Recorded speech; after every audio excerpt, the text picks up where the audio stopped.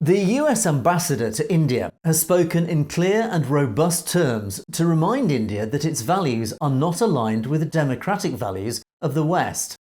Speaking during an interview with Smita Prakash of ANI News, Ambassador Eric Garetti was pressed by the host over America's stance on the issue of Khalistan and why the country had not clamped down on Khalistan campaigners in the way they had been in India. The ambassador, in as courteous a way as possible, reminded Prakash's audience that in the US, the simple democratic principle of free speech is allowed by law.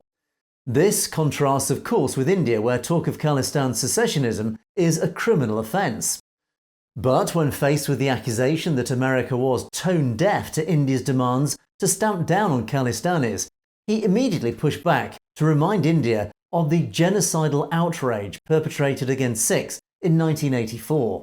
Again, reframe it. I don't think that we are at all. Many of us know that history, have dear close friends who had members of their family killed, who witnessed barbarity in the streets of this city right here in response, an assassination of a prime minister, people being killed because of their religion and their heads on sticks. We know that history. In the hour-long interview that covered many topics, the ambassador was repeatedly pressed on why the Sikh diaspora was allowed to campaign openly against Modi's regime and why supporters had not been arrested for their support of an independent nation of Khalistan.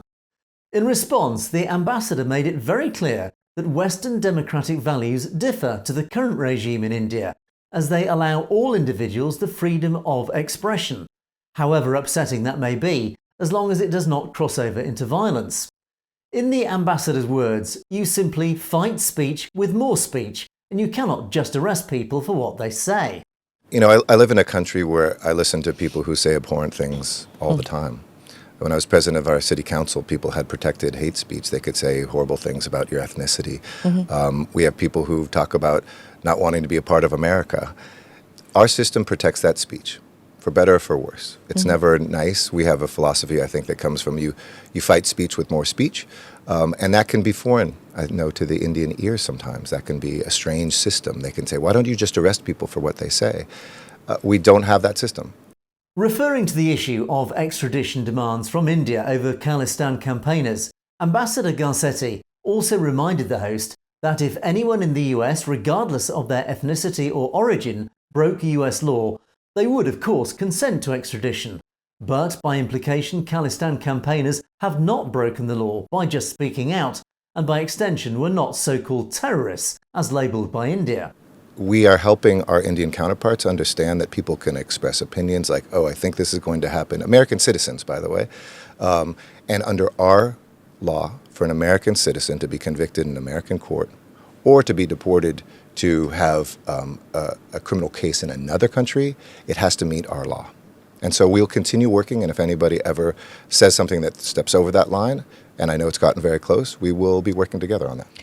In a final veiled warning to India, the ambassador stated, whilst thanking India for its apparent internal investigation into the murder plot against Gurpatwant Singh Pannoon, the murder of a US citizen on US soil would be seen as a serious and unacceptable red line that should not be crossed. For any of us, just abstractly, that has to be a red line.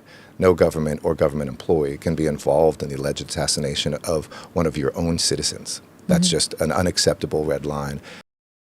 You've been watching Satellite TV News. Don't forget to click on that subscribe button to make sure you get to see stories as they're broadcast. And of course, if you have any comments or opinions on any of our news stories, you can comment below. Or indeed drop us a direct message at message@satellitetv.com. We'd like to hear from you. In the meantime, thanks for watching for Satellite TV News. I'm Angus Scott in London.